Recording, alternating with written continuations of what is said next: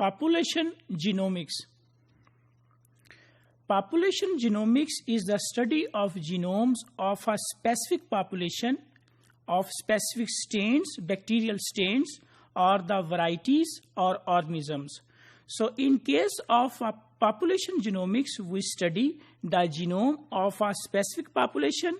We study the genome of specific strains, that can be the bacterial strains. We study certain varieties, genomes of certain varieties, or the genomes of different organisms. So such a study or such a subdiscipline of genomics is called as population genomics. In population genomics, we study about the genetic diversity which is present between the population of a specific location. Specific population can be the human population. If we study the genetic diversity between the genomes of the humans, that would be the example of population genomics. Population genomics helps us to understand disease pattern and new insights about the response of the drugs with relevant to specific individuals.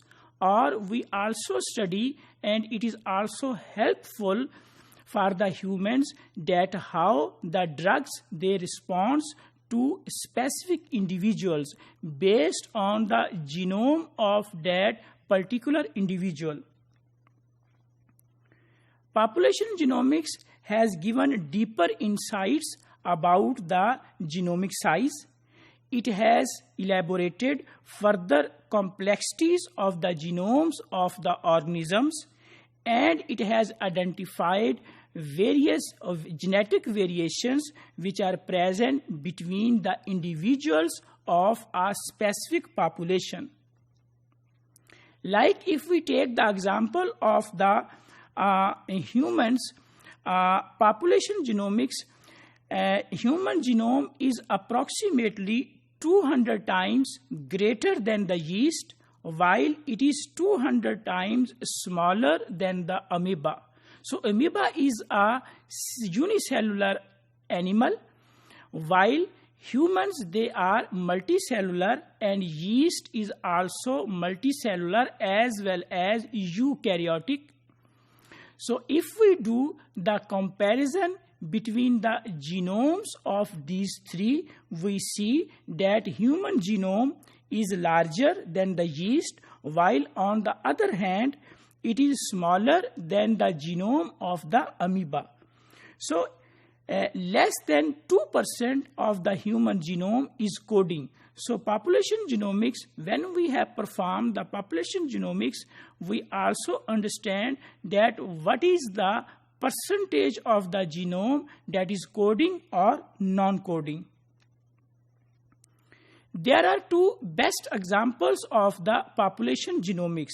One of the best example of population genomics is 1000 genomes.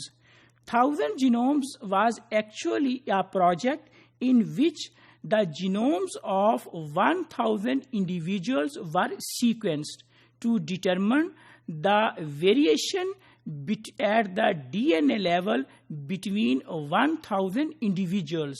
That is the reason it is called as 1000 genomes.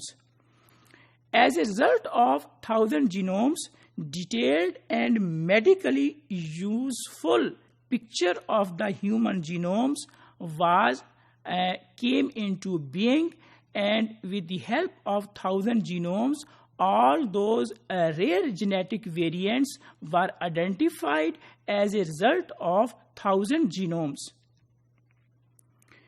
As a result of 1000 genomes, it was evident that any two human beings, they are 99% identical at the genetic level.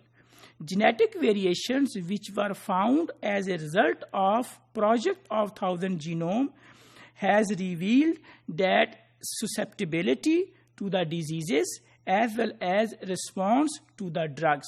So based on the picture of 1000 genomes, now we are more evident and we are more familiar that which are the genetic variants. Due to those genetic variants, which individuals that are more susceptible for certain diseases. The second example of population genomics is HapMap project. HapMap project has also discovered many regions on the human genome which are associated with many diseases, like the most common diseases can be the cancers, diabetes. So HapMap project also has identified and revealed those variations.